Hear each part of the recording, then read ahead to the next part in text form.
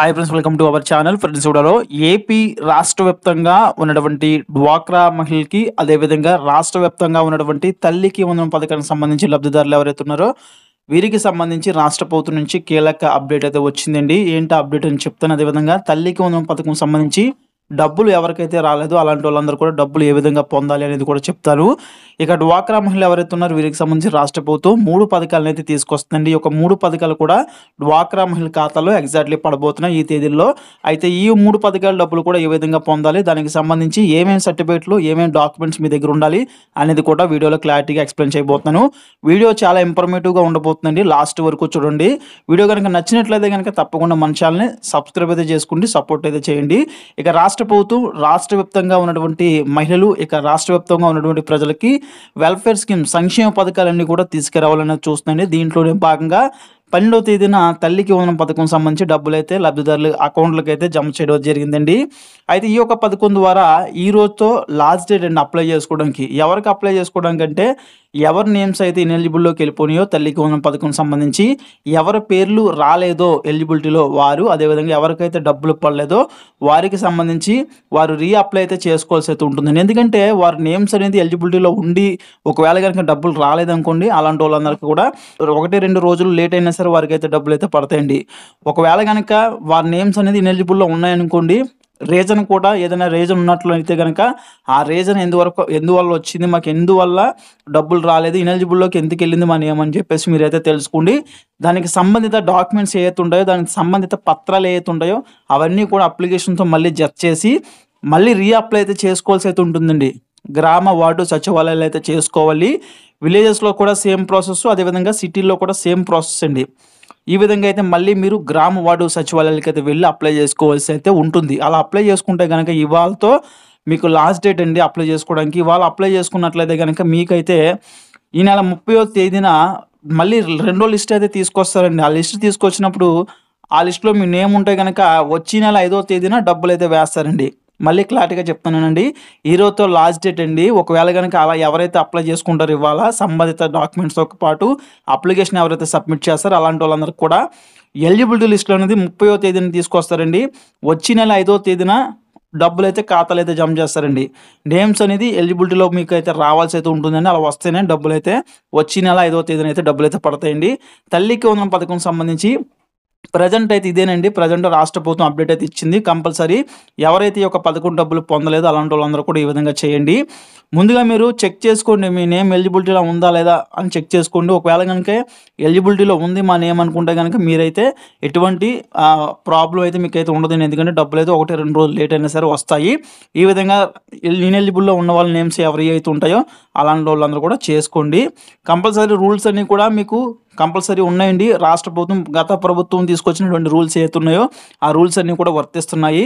300 యూనిట్ల కన్నా మీరు కరెంట్ బిల్ అనేది యూసేజ్ అయితే ఉండకూడదండి. ఈ విధంగా మీరు ఒక 3 నెలల పాటు యూసేజ్ చేశారనుకోండి, ఆ విధంగా మీకు ఈ యొక్క పథకాన్ని అయితే ఇనెలిజిబుల్ అయితే చేస్తారండి. అదేవిధంగా 4 వీలర్ వెహికల్ అనేది, కార్ అనేది మీ పేరు మీద రిజిస్ట్రేషన్ అయితే అయ్యి ఉండకూడదు. అదేవిధంగా ఇన్కమ్ ట్యాక్స్ కూడా లాస్ట్ 2 ఇయర్స్ చెక్ చేస్తారండి. సో మీరు ఇన్కమ్ ట్యాక్స్ అనేది ఫైల్ చేసి ఉండకూడదండి. మీ నేమ్ అనేది రాకూడదు. వైట్ రేషన్ కార్డ్ అయితే కంపల్సరీ అయితే ఉండాలండి. అదేవిధంగా ఆధార్ కార్డ్స్ ఎవరైతే ఆధార్ కార్డులు ఉంటాయో ఆధార్ కార్డు కంపల్సరీ ఉండాల్సి అయితే ఉంటుంది. తల్లిదండ్రులకు సంబంధించి ఆధార్ కార్డులు ఉండాలి. ఇక ఎవరైతే పథకాన్ని పొందాలనుకుంటున్నారో వారికి సంబంధించి కూడా ఆధార్ కార్డు అయితే కంపల్సరీ ఉండవలసి అయితే ఉంటుందండి. ఇవన్నీ కూడా కంపల్సరీ మీరైతే పాటించాల్సినటువంటి రూల్స్ అండి. ఇంకా చాలా రూల్స్ అయితే ఉన్నాయండి. ఈ రూల్స్ అన్నీ కూడా అనుగుణంగా మీరైతే అప్లై చేసుకోవాల్సి అయితే ఉంటుందండి. గుర్తుపెట్టుకోండి, ఈరోజు అయితే లాస్ట్ డేట్ అండి. ఇక దీనికి తర్వాత రాష్ట్ర ప్రభుత్వం డ్వాక్రా మహిళలు ఎవరైతే ఉన్నారో వీరికి సంబంధించి పలు సంక్షేమ పథకాలు అయితే తీసుకొస్తుందండి. ఇవన్నీ కూడా డ్వాక్రా మహిళలకి అయితే రాబోతున్నాయండి. ముఖ్యంగా ఆడబిడ్డ నిధి పథకాన్ని కూడా రాష్ట్ర ప్రభుత్వం తీసుకురాబోతుందండి. ఈ యొక్క పథకం ద్వారా చూసుకుంటే కనుక రేషన్ కార్డు ఉన్న మహిళలకి ఒక్కరికి సంబంధించి ప్రతి నెల కూడా 1500 అయితే ఖాతాలో జమ చేయబోతున్నారండి. ప్రతి నెల 1500, సంవత్సరానికి 18,000, 5 సంవత్సరాలకు గాను 90,000 అయితే ఈ యొక్క ఆడబిడ్డ నిధి పథకం ద్వారా పొందొచ్చండి.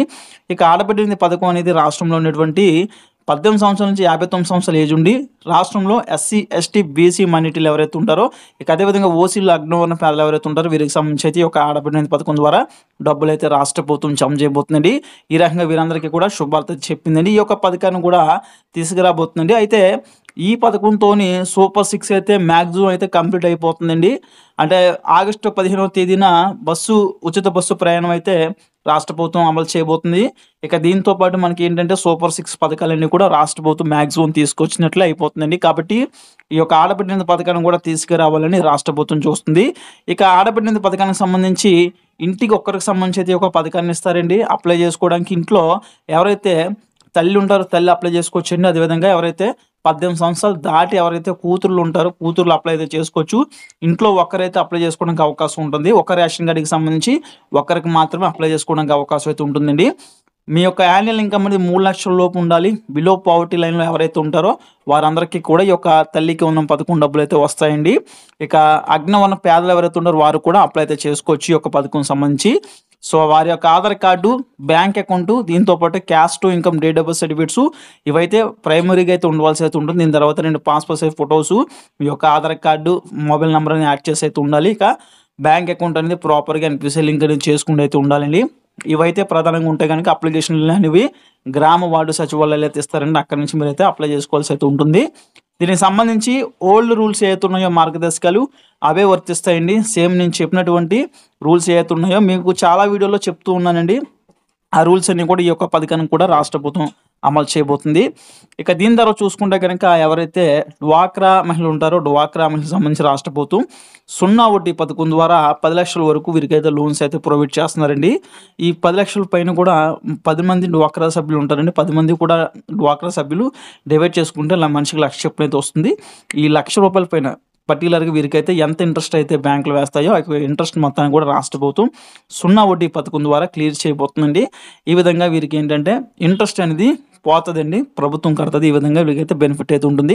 ఇక దీని తర్వాత ప్రైమరీగా చూసుకుంటే తర్వాత ఈ యొక్క డ్వాక్రా మహిళలు ఎవరైతే ఉన్నారో వీరికి 10 లక్షలకి సంబంధించి ఇంట్రెస్ట్ డబ్బులు పడతాయి. దీని తర్వాత చూసుకుంటే గనక సో తర్వాత మనకి డ్వాక్రా మహిళలు ఎవరైతే ఉన్నారో వీరికి సంబంధించి ఎన్టీఆర్ విద్యా పథకం కింద ఒక కొత్త పథకానికి అయితే రాష్ట్ర ప్రభుత్వం శ్రీకారం అయితే చుడుతుందండి. ఈ పథకం ద్వారా పర్టికులర్‌గా ప్రైమరీగా చూసుకుంటే గనక ఈ పథకం ద్వారా ఎవరైతే డ్వాక్రా మహిళలు ఎవరైతే ఉంటారో వీరికి సంబంధించి అదనంగా ₹1,00,000 అయితే లోన్స్ అయితే ఇస్తున్నారండి. ఈ యొక్క ₹1,00,000 కూడా వీరికి 4% ఇంట్రెస్ట్ రేట్ మీద ఇస్తున్నారు. అంటే 35 పైసలు అయితే పడుతుందండి.